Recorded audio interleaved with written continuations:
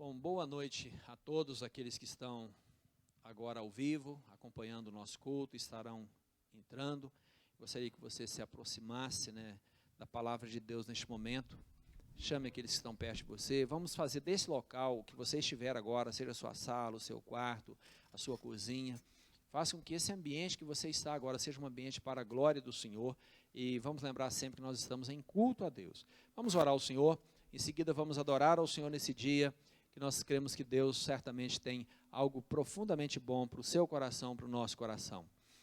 Deus, em nome de Jesus, nós colocamos diante do Senhor a nossa vida mais uma vez e clamamos ao Senhor, ó Pai, que pela misericórdia e graça do Senhor, o Senhor age em nossa vida, perdoando-nos, ó Deus, daqueles pecados que nós cometemos, livrando-nos, ó Pai, de todas as tentações que muitas vezes nos assolam e, sobretudo, ó Deus, traga ao nosso coração a esperança do Senhor nessa noite. Sabemos que a verdadeira esperança está em Cristo, por isso traga ao nosso coração, ó Deus, aquilo que o Senhor tem a trazer, traga a nossa mente cativa a Cristo, abençoa-nos, ó Deus, que cada palavra, Deus, cada ato desse culto seja para a glória do Senhor. Abençoa cada vida que está participando agora ao vivo, aqueles que participarão posteriormente, que haja verdadeiramente a unção do Senhor na vida dos teus filhos. Ajuda-nos, ó Pai, é em nome de Jesus que nós oramos. Amém. Vamos louvar o Senhor. Deus é um Deus que merece o nosso louvor, a nossa adoração, portanto vamos colocar a nossa vida diante dele em adoração. Boa noite, irmãos, que a paz do nosso Senhor possa estar com todos. Vamos nos alegrar neste momento, adorando ao nosso Deus, nos reunimos em espírito, adorando para a honra e glória do nome do nosso Senhor Jesus Cristo.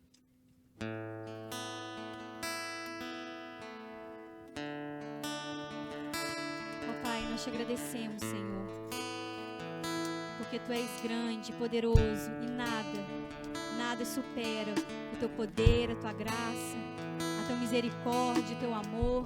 Em Ti nós estamos seguros, Senhor. Nós não precisamos temer.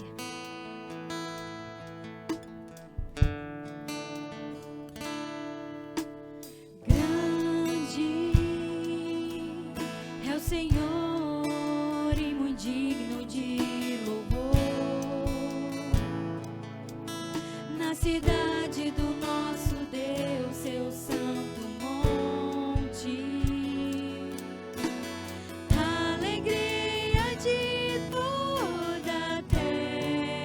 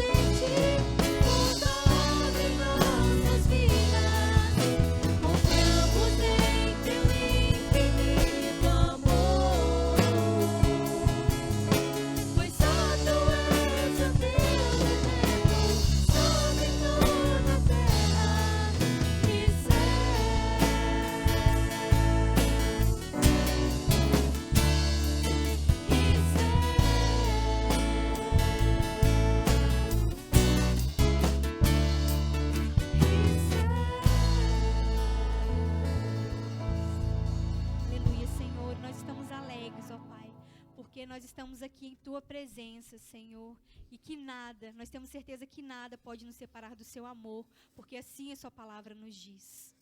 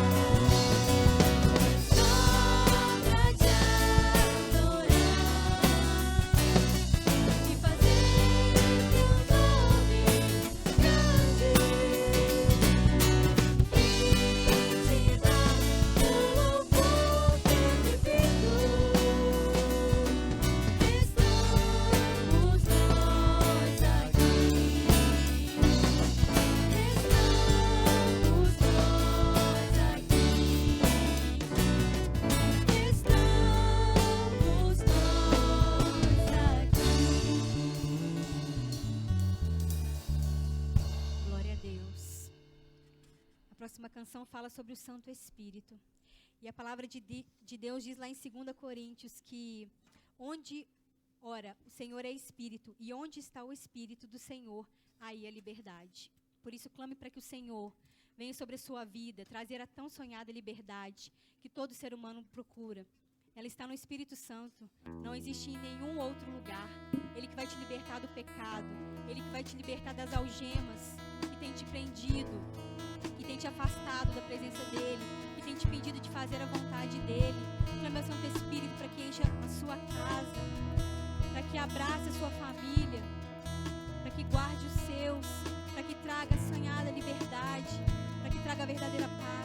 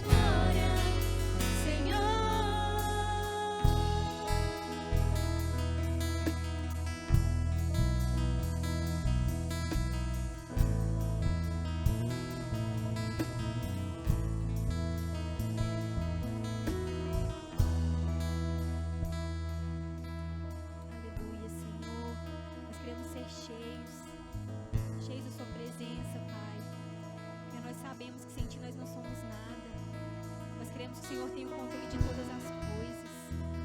Ó Pai, nós somos gratos, ó Deus, porque Tu enviaste o Teu Filho para pagar o preço como oferta pelo nosso pecado.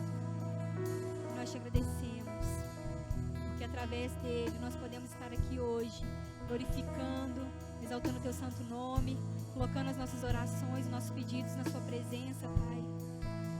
Louvado, exaltado seja o Teu santo nome.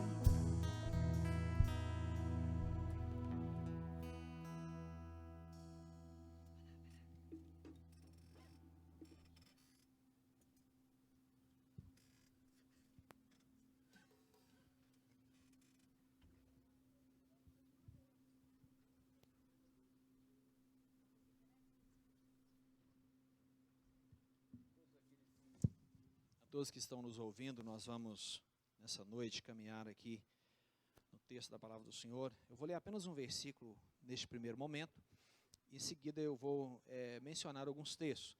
Como eu mencionei, eu vou trabalhar aqui o tema do livro do John Piper, Coronavírus e Cristo.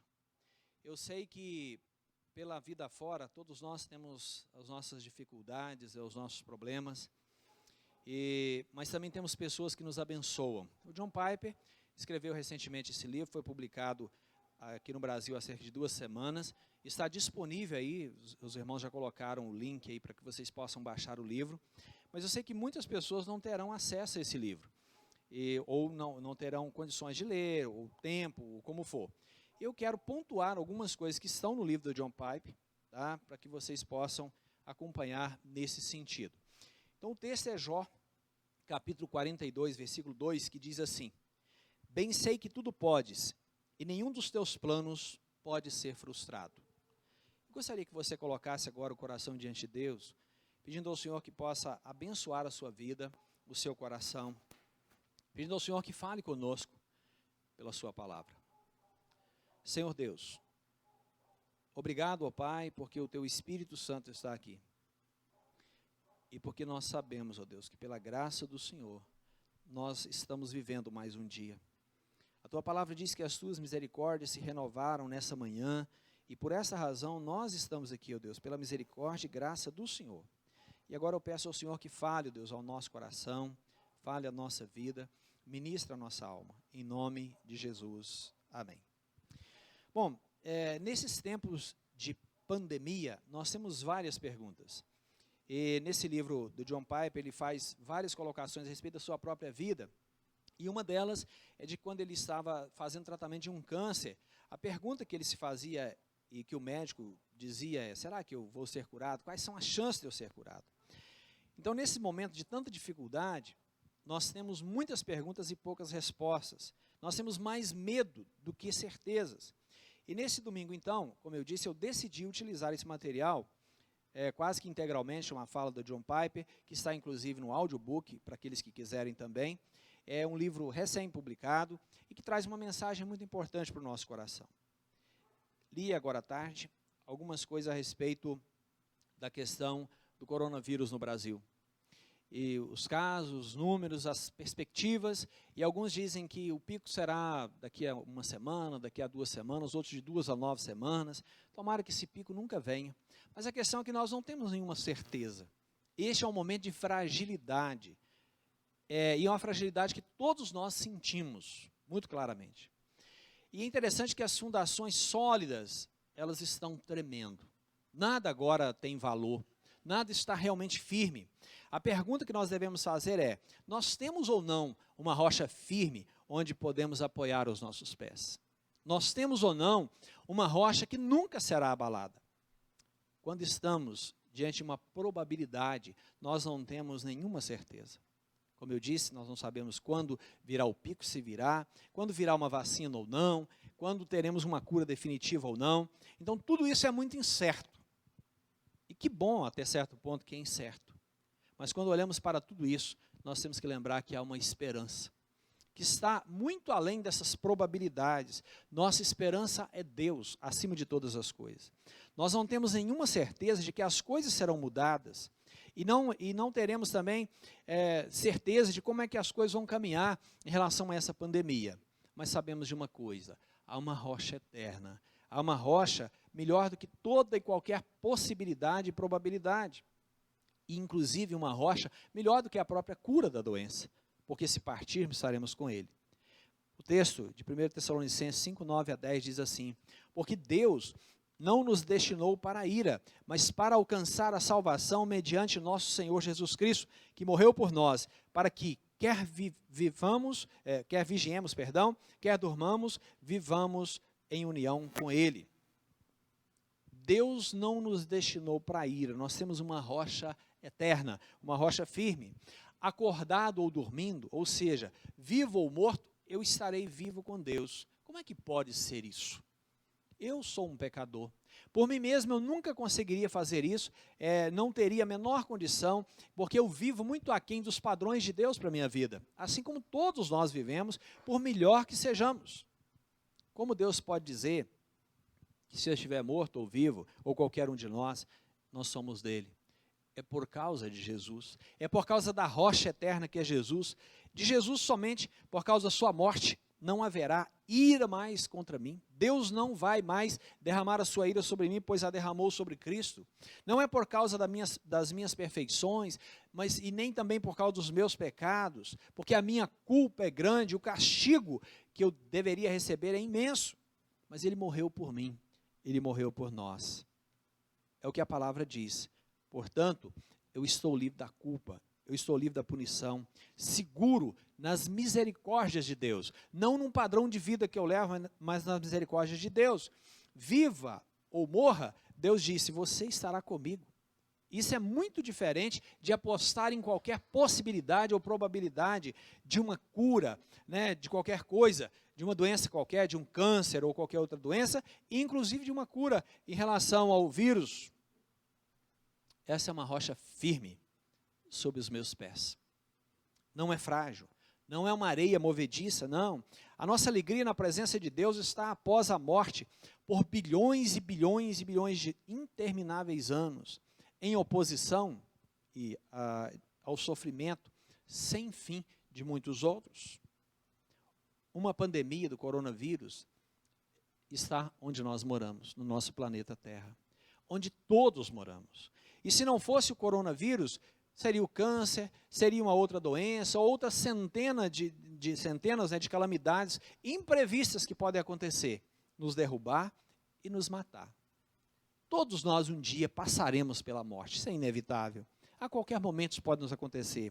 A rocha sobre a qual nós falamos, que está sobre os nossos pés, essa rocha é Jesus. Essa rocha não é apenas uma esperança para além do túmulo, mas é uma esperança para o presente. Quantas pessoas nessa noite, nesse dia, na semana, passou por tantas dificuldades, está passando por tantas dificuldades, mas quando nós olhamos para Cristo, Ele não propicia para nós apenas uma esperança para o futuro, que é fantástica, mas também para o presente. Mas o objeto final dessa esperança é o futuro, a vida eterna. Então pode ser que quando o porvir vier até nós e nós o aguardamos, e de fato ele é bonito e seguro, mas isso deve nos levar a entender que o aqui e agora precisa ser doce, proveitoso também. Não tema. Se você viver ou morrer, você estará comigo, diz a palavra de Deus, em outras palavras. Enquanto isso, enquanto você vive, nada lhe acontecerá. Enquanto eu vivo, nada me acontecerá, a não ser que Deus designe isso. Ele diz em outras palavras o seguinte: se eu decidir que você irá viver, você irá viver. Se eu decidir que você vai morrer, você vai morrer. Até que você morra ou viva, a decisão é de Deus, não é nossa. Esta é a rocha que nós temos, a garantia eterna para o amanhã e para a eternidade. Importa muito pouco o que eu penso sobre o coronavírus ou sobre qualquer outro assunto, aliás, mas importa para sempre o que Deus pensa sobre esse assunto e sobre todos os assuntos. E lembre-se disso, a doçura da palavra de Deus não se perde neste momento histórico da providência, no dizer de Piper, na providência agridoce. Nós sabemos que há um momento de justiça de Deus de alguma forma, mas há o cuidado de Deus na nossa vida, e nós não precisamos e nem podemos viver entristecidos, apesar de toda dor, nós somos alegres em Deus. 2 Coríntios 6,10 nos trata disso. Então ninguém pode consolar as nossas almas nessa pandemia da maneira como Deus pode. Nenhum pregador, nenhum psicólogo, nenhum médico, ninguém da nossa família pode trazer ao nosso coração a paz que nós necessitamos da maneira como Deus pode. Absolutamente. Seu conforto é inabalável. Seu conforto é para sempre. É um conforto de uma rocha grande e alta em meio a um mar tempestuoso. O coronavírus, portanto, não aponta para a falta de santidade, da justiça ou da bondade de Deus. Não. Nossa rocha nesses dias conturbados não é injusta. A providência agridoce de Deus não é uma depreciação dos caminhos de Deus, é uma descrição dos caminhos de Deus. Dizer que Deus governa sobre tudo significa que Ele é soberano. Sua soberania significa que Ele pode fazer o que Ele quiser. E, como diz o texto aqui de Jó 42:2, bem sei que tudo podes e nenhum dos teus planos pode ser frustrado. Portanto, o coronavírus foi enviado por Deus. Essa não é uma época, um momento de visões sentimentalistas de Deus. É uma época agridoce. Nós vemos a mão de Deus atuando, como Ele ordenou. Deus governa sobre esse momento. Na presença de Deus, ninguém tem direito à vida, mas Ele nos outorgou a vida. E ao mesmo tempo, nesse momento de tantas dificuldades, Deus tem permitido que isso aconteça. Cada batida do meu ou do seu coração é imerecida, é pura graça de Deus. A vida e a morte estão em última instância nas mãos de Deus. Por mais que nós tenhamos estruturas para nos ajudar, mas a vida e a morte estão nas mãos dele. Então a soberania que poderia parar a crise, pode parar a crise do coronavírus, que ainda que não o faça, é a mesma soberania que sustenta a alma durante esse tempo. A mesma soberania que governa a doença é a soberania que sustenta durante a perda. Eu sei que muitas pessoas perderam, estão perdendo e vão perder entes queridos, mas o mesmo Deus que sustenta, o mesmo Deus que pode parar tudo, é o mesmo Deus que nos sustenta na perda. Essa é a mesma soberania na vida e na morte. Pensando dessa forma, o que Deus está dizendo sobre o coronavírus neste momento que nós vivemos? Deus não está em silêncio. Nós temos que lembrar sempre disso. Deus não está em silêncio sobre o que está fazendo nesse mundo. Ele nos deu as Escrituras. E as Escrituras apontam para nós o que é que Deus está fazendo. As Escrituras, que começaram a ser escritas há alguns milhares de anos, dizem para mim e para você aqui hoje e agora o que é que Deus tem feito por meio dessa pandemia. Primeiramente, Deus está dando ao mundo, no surto do coronavírus, assim como em todas as outras calamidades, uma ilustração física do horror moral e da feiura espiritual do desdenhoso pecado. Eu estou usando aqui os 6 pontos que John Piper utiliza no final do seu livro. Deus está dando ao mundo, no surto do coronavírus, assim como em todas as outras calamidades, uma ilustração física do horror moral e da feiura do pecado. De fato, gente, o pecado é o motivo de toda a miséria física de existir. Se não houvesse o pecado, nós não estaríamos dessa forma. Então, o 3º capítulo da Bíblia descreve isso de maneira muito fantástica, falando que o homem pecou. O homem distanciou-se de Deus. E ele mostra que o pecado é a origem de devastação e miséria, de tudo que acontece nesse mundo. Portanto, diz a Bíblia, assim como por um só homem entrou o pecado no mundo, e pelo pecado veio a morte, assim também a morte passou a toda a humanidade, porque todos pecaram. O mundo está quebrado desde então, toda a sua beleza está entrelaçada com o mal. A Bíblia deixa isso claro. Então, por causa do pecado, nós sofremos. E o coronavírus vem mostrar para nós que todo esse sofrimento é resultado da queda do homem.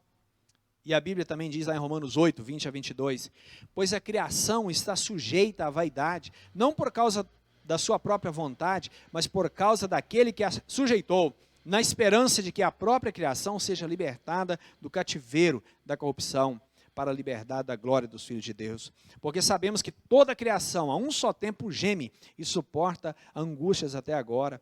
É interessante, o texto fala da natureza, né, de toda a criação, então até os próprios filhos, aqueles a quem ele predestinou para adoção, de acordo com Efésios 1:5, redimiu pelo seu sangue e designou para a vida eterna, até mesmo esses estão sofrem morreremos por causa do juízo de Deus.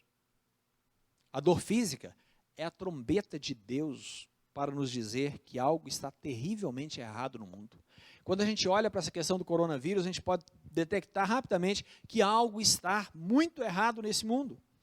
A doença e deformidade, né, nessa terra são ilustrações de Deus no reino físico, de como o pecado é no reino espiritual. Isso é verdade. Mesmo que algumas das pessoas mais piedosas do mundo sofram essas doenças e deformidades, as calamidades são uma prévia do juízo de Deus sobre o pecado humano.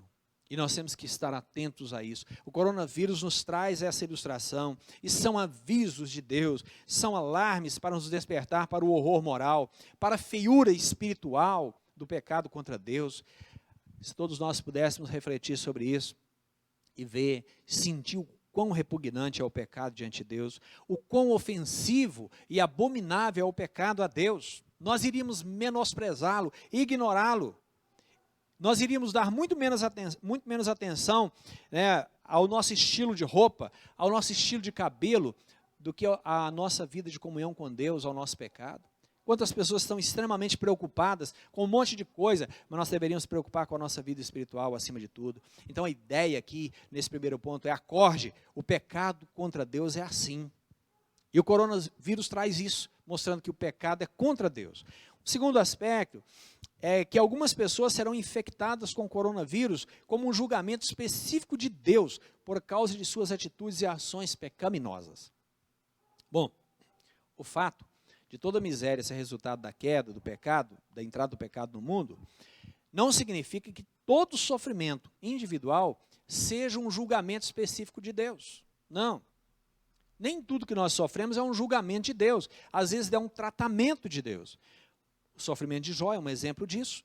O texto fala que Jó era íntegro, reto diante de Deus, mas Deus permitiu que ele sofresse. Mas a Bíblia diz que para a casa de Deus, esse juízo divino, ele é purificador e não punitivo. Eu mencionei pela manhã, que quando passamos pelo fogo, se somos escória, ela será queimada. Mas se somos metal, nós seremos purificados. Então o juízo de Deus sobre a igreja, ele não é punitivo, é purificador, não é uma condenação.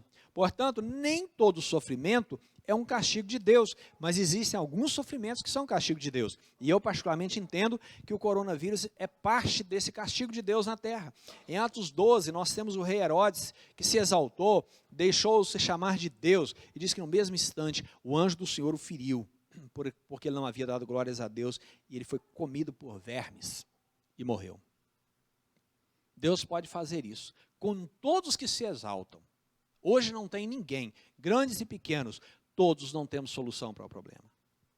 Outro exemplo, explanado em Romanos 1, 27, o texto lá a partir do versículo 18 vai deixar claro que os homens não deram glórias a Deus, mas o texto diz assim, no versículo 27, da mesma forma também os homens, deixando o contato natural da mulher, se inflamaram mutuamente em sua sexualidade, e aí ele fala que eles merecem a punição. Esse é um exemplo. E lá no 18, a ira de Deus se revela dos céus contra toda impiedade e perversão dos homens, que detêm a verdade por meio da injustiça.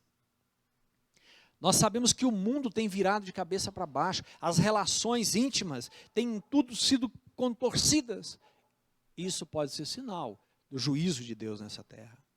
Casos específicos existem e existirão.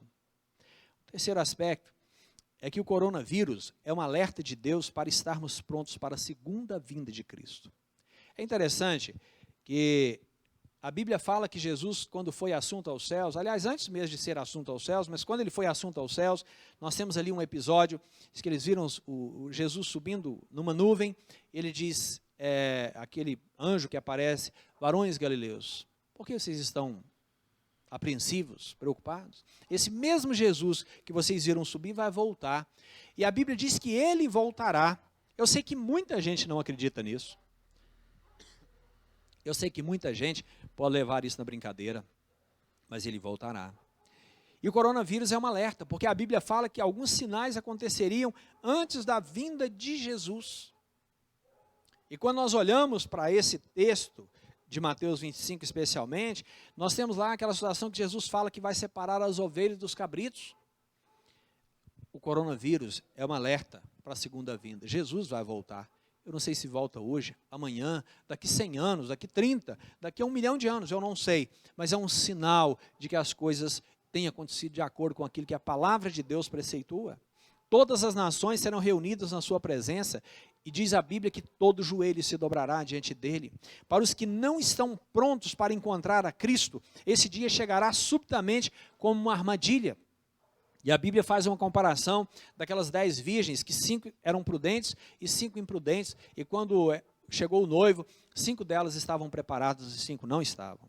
Então tenham cuidado, para não acontecer que o coração de vocês fique sobrecarregado com as consequências da orgia, da embriaguez e das preocupações deste mundo, e para que aquele dia não venha sobre vocês repentinamente. Lucas 21, 34. Às vezes as pessoas estão absortas nos seus pecados, nas suas vidas tão terríveis, e esquecem que Jesus vai voltar. Jesus disse que haveria indicadores dessa sua segunda vinda: fome, morte, terremotos, guerras, pestes. E ele chamou esses sinais de princípio de dores, ou princípio de dores de parto. Está lá em Mateus 24. A imagem é da terra como uma mulher em trabalho de parto, tentando dar à luz o novo mundo, que Jesus trará à existência com a sua vinda, como diz ele que haverá novos céus e nova terra.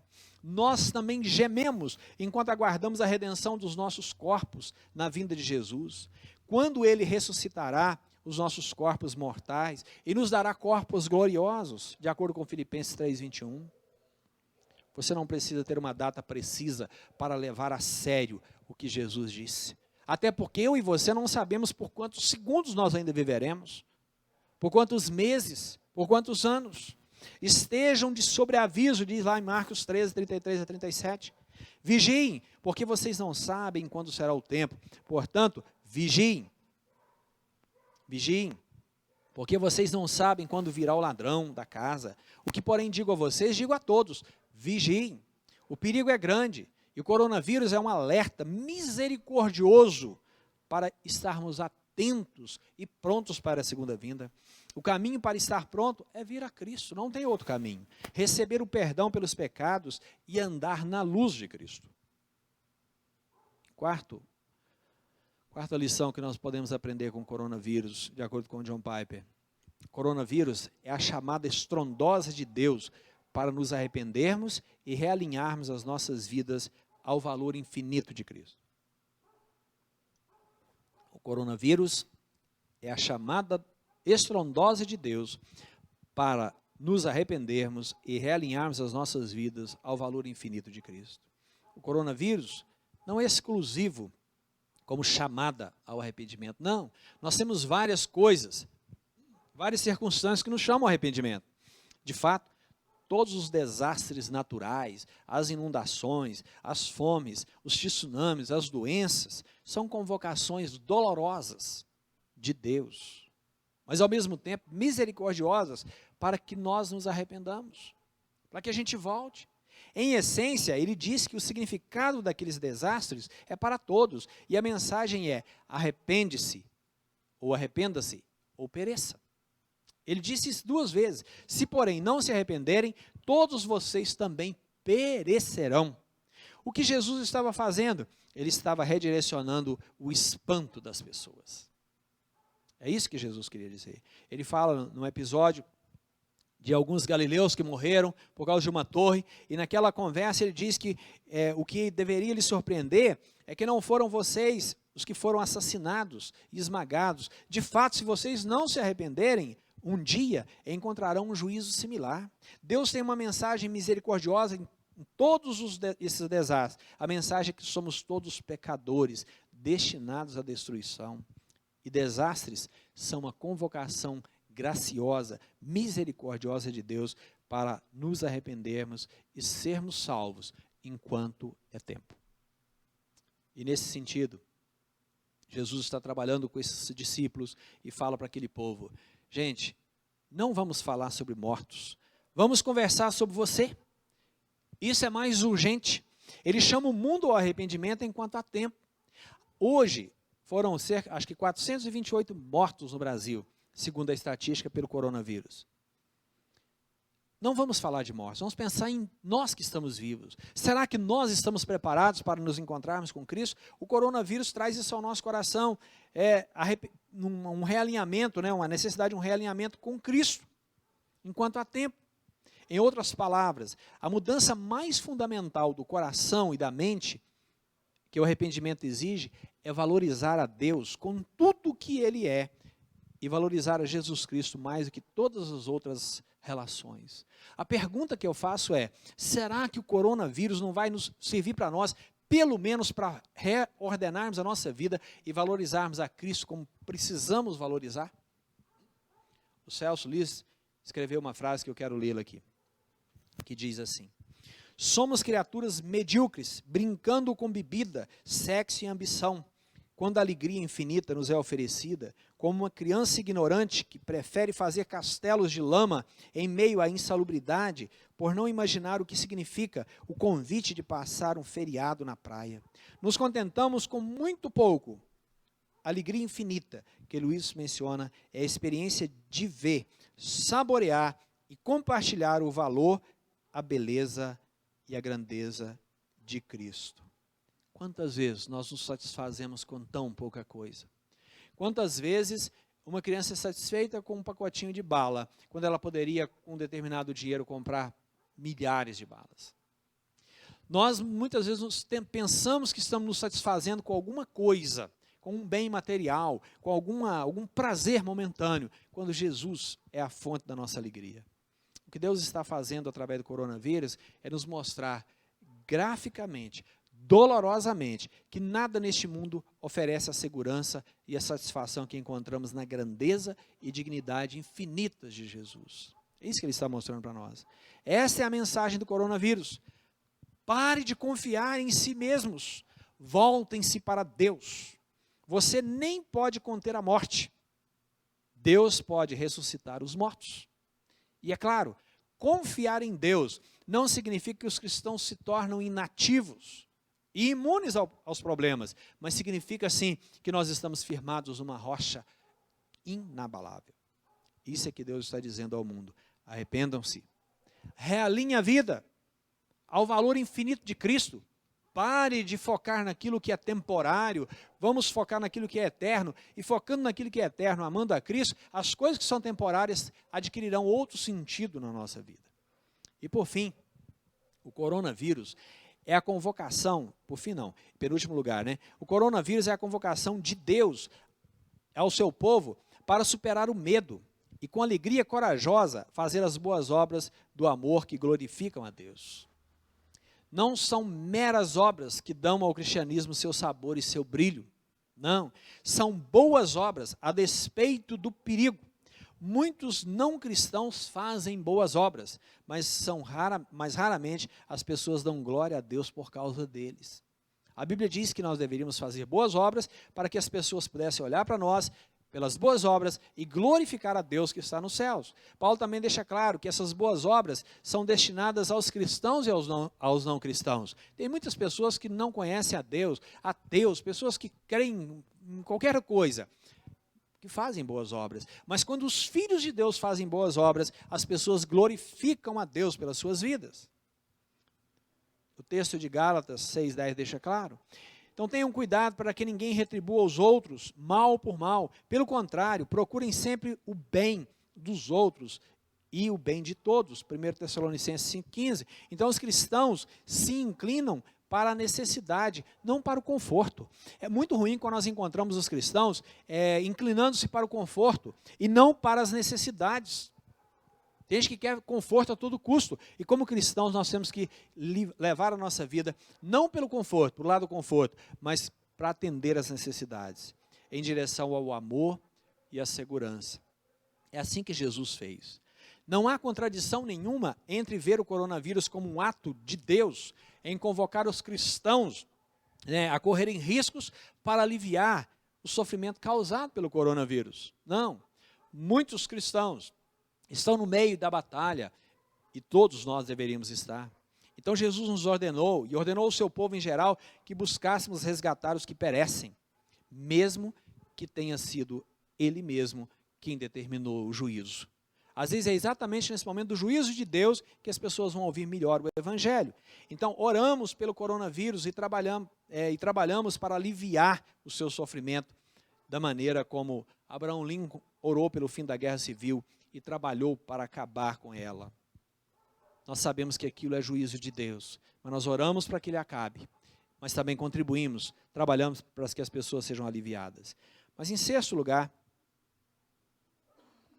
e último, através do coronavírus, Deus está desprendendo as raízes dos cristãos acomodados em todo o mundo, para libertá-los para algo novo e radical, e enviá-los com o Evangelho de Cristo aos povos não alcançados. Gente, conectar o coronavírus a missões pode parecer uma ideia estranha, pode parecer uma loucura, porque a curto prazo o coronavírus está inviabilizando viagens, obras missionárias, migrações, o avanço missionário. Mas no dizer de John Piper, ele diz assim: mas não estou pensando a curto prazo. Deus usou sofrimentos e convulsões históricas para mover a sua igreja onde ele precisa. Eu estou sugerindo que ele fará isso novamente como parte do impacto a longo prazo do coronavírus. E nesse sentido, então, irmãos, a ideia é que o evangelho será pregado. O que seria necessário para levar a igreja a missões? Às vezes a gente luta, a gente prega, e poucas pessoas entram, contribuem, participam. O que precisa para a igreja ser movida para missões? Foi necessário a morte de Estevão, para que a igreja fizesse missões no início da igreja primitiva. Logo em seguida foi necessário uma perseguição ferrenha contra a igreja, lá em Atos 7 relata isso, com a morte de Estevão, e a igreja foi dispersa, e eles começaram a pregar o evangelho, porque todos estavam quietinhos em Jerusalém. E eu creio, no dizer de John Piper, eu creio nisso, que o coronavírus vai despertar a igreja para missões.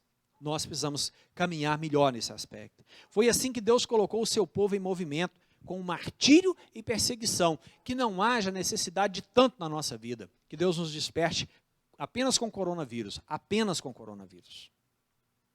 Eu espero que de fato a gente entenda isso. Podemos pensar que o surto do coronavírus é um revés para missões mundiais, mas nós cremos que não, que é o contrário. Deus vai usar isso. Frequentemente os caminhos de Deus são trabalhados dessa forma. O escopo global, a seriedade do coronavírus são grandes demais para Deus desprezar para a obra missionária.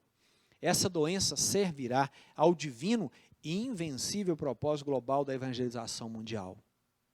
Para concluir, que Deus nos ajude a pensar nessa pandemia como uma oportunidade de realinharmos a nossa vida. Em todos os aspectos. Realinharmos nossos sonhos, nossas prioridades. E eu queria terminar dizendo o seguinte: às vezes a nossa vida está indo numa direção, deu certo até aqui, talvez agora ela foi derrubada. Os nossos sonhos, muitos sonhos estão sendo adiados agora, sonhos de viagens, pessoas que estavam em outros países estavam presas lá, e muitos ainda estão. Casamentos foram e serão adiados por causa do coronavírus. Então, que Deus me ajude, nos ajude a realinharmos as nossas vidas, os nossos sonhos, as nossas prioridades. A gente que tem vindo transmitir os cultos aqui, a gente vê assim, a tristeza que é o fato de não conseguirmos ver os irmãos, estarmos com os irmãos há mais de 6 domingos. Mas quantas vezes as pessoas não valorizam o culto presencial, não valorizam o horário. Quem sabe é isso que Deus quer tratar conosco. Quantas pessoas não leem a palavra de Deus? Nós não temos tempo, a vida é uma correria. Agora nós temos todo o tempo. O dia parece ter 48 horas para muita gente. Mas antes parecia que não tinha 24. Então realinhe a sua vida. O coronavírus traz isso para nós. Nesse sentido, Cristo nos chamando para realinhar as nossas vidas, as nossas prioridades. Especialmente que nos voltemos para Ele, enquanto é tempo. E o tempo é hoje, eu não sei o dia de amanhã. Amanhã pode ser tarde, muito tarde. Talvez essa frase faça um sentido melhor neste momento na sua vida e na minha vida. Amanhã pode ser tarde. Como assim? Nós estávamos num dia numa situação, no outro nós estávamos noutra. E nós não sabemos quando é que sairemos dela, desse luto. Que Deus nos ajude O livro está disponível aí para baixar no Facebook. Não sei se no Instagram é possível, acho que só no Facebook. Mas está fácil na internet para que você baixe. Leia esse livro. Eu tirei quase que integralmente essa palavra nessa noite, desse livro que eu achei de extrema importância. Mas o livro é muito maior do que tudo isso. E tem uma mensagem extremamente importante para o nosso coração. Leia o livro. John Piper é uma pessoa extremamente equilibrada, servo de Deus. Que Deus nos ajude, que Deus te abençoe, que Deus nos abençoe.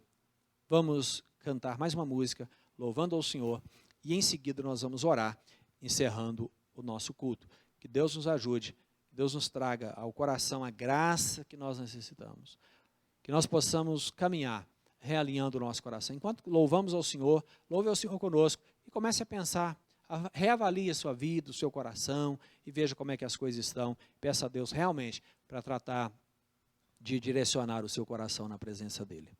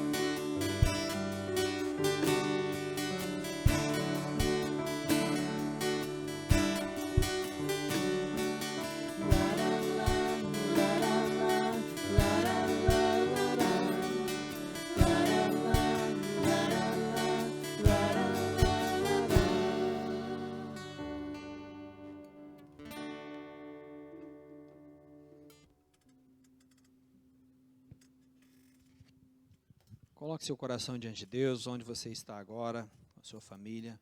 Peço ao Senhor que abençoe a sua vida, mas principalmente que toda essa história possa nos fazer refletir sobre a nossa própria vida, aqui na terra, mas principalmente para a eternidade. Senhor Deus, obrigado porque o Senhor traz ao nosso coração sempre um conforto que nós necessitamos. A tua palavra diz que nenhum dos teus planos podem ser mudados. Deus, às vezes nós temos muita dificuldade de acreditar mesmo, Pai, que o Senhor permitiu o coronavírus neste momento. Mas por outro lado, Deus, quando olhamos para a tua palavra, da mesma forma, nós vemos, ó Deus, que a mão poderosa do Senhor está nessa história, para nos trazer para mais próximos do Senhor, para nos trazer, ó Deus, a presença do teu Espírito Santo, para realinharmos a nossa vida. Eu clamo ao Senhor, Deus, que nos ajude nesse sentido, nos ajude a compreender isso. Abençoa o teu povo, Deus, que todos possam compreender isso, que a tua palavra se expanda, Deus, que nós sejamos verdadeiros missionários do Senhor, que nós possamos levantar, ó Deus, com o poder da nossa apatia espiritual, muitas vezes, clamando ao Senhor por um pleno avivamento e anunciando a tua palavra. Ajuda-nos, ó Deus, abençoa o nosso coração, abençoa a vida da tua igreja, irmãos que estão enfermos, irmãos que estão lutando com algumas dificuldades, ó Pai, de todas as ordens, nós clamamos a Ti, Deus, tenha misericórdia dos Teus filhos. Nós não merecemos nada, mas sabemos que o Senhor é um Deus que nos sustenta em todas as coisas. Oramos e Te agradecemos, em nome de Jesus. Amém. Que Deus abençoe a cada um, que a graça do Senhor Jesus seja sobre a sua vida, o amor de Deus, as consolações do Espírito Santo sejam sobre a vida dos irmãos, de todos aqueles que estão neste momento servindo ao Senhor, participando desse culto, que Ele nos sustente, que Ele nos oriente. Que o Senhor te abençoe.